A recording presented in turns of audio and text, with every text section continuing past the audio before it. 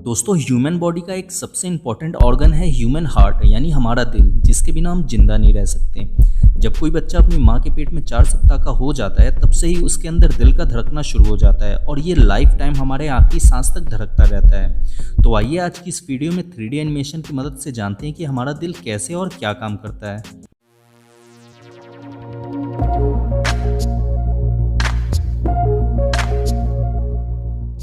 दोस्तों हमारे दिल का काम हमारे शरीर में बह रहे खून को कंट्रोल करके रखना है और ये काम ये कैसे करता है आइए इसी डिटेल से समझते हैं। हम ये बात तो जानते हैं कि हमारा बॉडी छोटे छोटे सेल्स यानी कोशिकाओं से मिलकर बना है और हमारे हर बॉडी सेल्स को जिंदा रहने के लिए ऑक्सीजन की ज़रूरत होती है।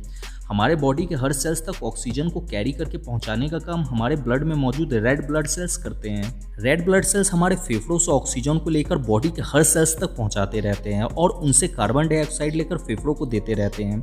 जिन रेड ब्लड सेल्स के पास ऑक्सीजन होता है उनका कलर लाल होता है और ऐसे रेड ब्लड सेल्स वाले ब्लड को ऑक्सीनेटेड ब्लड कहते हैं और जिन रेड ब्लड सेल्स के पास कार्बन डाइऑक्साइड होता है उनका कलर हल्का काला हो जाता है और ऐसे रेड ब्लड सेल्स वाले ब्लड को डीऑक्सीनेटेड ब्लड कहते हैं। हमारा दिल इन्हीं ऑक्सीनेटेड और डीऑक्सीनेटेड ब्लड को कंट्रोल करके हमारे पूरे बॉडी को सप्लाई करता रहता है। हमारे पूरे बॉडी में 2 तरह के ब्लड वेसल्स यानी खून की नलियां होती हैं जिन्हें आर्टरी यानी धमनी और वेन यानी नस कहते हैं।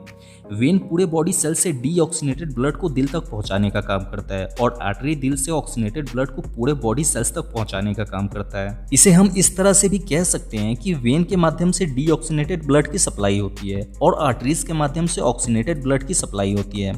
जब हम दिल को देखेंगे तो हमें दिल के अंदर डीऑक्सीनेटेड ब्लड को पहुंचाने के लिए 2 ब्लड वेसल्स जुड़ी हुई दिखाई देती है। इन्हें वेन कावा कहते हैं। फिर इन डीऑक्सीनेटेड ब्लड को फेफड़ों तक भेजने के लिए 2 और ब्लड वेसल्स जुड़ी हुई दिखाई देती है। इन्हें पुलमोनरी आर्टरी कहते हैं। फेफड़ों से ऑक्सीनेटेड ब्लड को दिल तक पहुंचाने के लिए 4 ब्लड वेसल्स जुड़ी हुई होती है। इन्हें पुलमोनरी वेन कहते हैं। फिर इस ऑक्सीनेटेड ब्लड को पूरे बॉडी में भेजने के लिए दिल से एक और ब्लड वेसल्स जुड़ी हुई होती है। इसे एरोटा यानी महाधमनी कहते हैं। ये पूरे शरीर की सबसे मजबूत धमनी होती है। तो आइए अब देखते हैं कि हमारा दिल कैसे काम करता है। हमारे दिल के अंदर टोटल 4 चैम्बर होते हैं जिन्हें right atrium, left atrium, right ventricle और लेफ्ट वेंट्रिकल कहते हैं। राइट एट्रियम में पूरे बॉडी से लाया गया डीऑक्सीनेटेड ब्लड वेन कावा से एंटर होता है। फिर राइट एट्रियम इसे पंप करके नीचे राइट वेंट्रिकल में भेज देता है। राइट वेंट्रिकल भी इस ब्लड को पंप करता है जिससे ये डीऑक्सीनेटेड ब्लड पुलमोनरी आर्टरी से होते हुए फेफड़ों के पास चला जाता है ऑक्सीनेटेड होने के लिए। अब सेम यही प्रोसेस दिल के लेफ्ट वाले हिस्से में भी होता है। फेफड़ों से ब्लड ऑक्सीनेटेड होकर पुलमोनरी वेन से दिल के लेफ्ट एट्रियम में पहुंचता है। लेफ्ट एट्रियम इस ब्लड को पंप करके नीचे लेफ्ट वेंट्रिकल में भेज देता है। फिर लेफ्ट वेंट्रिकल भी इस ऑक्सीनेटेड ब्लड को पंप करता है जिसकी वजह से ये ब्लड एरोटा से होते हुए पूरे बॉडी में चला जाता है। इस तरह से दिल के अंदर ये प्रोसेस चलता रहता है। एक साइड से डीऑक्सीनेटेड ब्लड दिल के अंदर आता रहता है और दूसरे साइड से ऑक्सीनेटेड ब्लड पूरे बॉडी में सप्लाई होता रहता है। अब कुछ लोगों के दिमाग में ये सवाल आ रहा होगा कि जब हमारे दिल के नीचे वाले दोनों चैम्बर ब्लड को पंप करते हैं तब ब्लड पुलमोनरी वेन और एरोटा में जाने के बजाय दोबारा वापस ऊपर वाले चैम्बरों में भी तो जा सकता था। तो ऐसा इसलिए नहीं होता क्योंकि हमारे दिल में 4 वॉल्व लगे होते हैं जो ब्लड को रिवर्स नहीं आने देते हैं। पहला वॉल्व लगा होता है राइट एट्रियम और राइट वेंट्रिकल के बीच में। दूसरा वॉल्व लगा होता है पुलमोनरी वेन की शुरुआत में।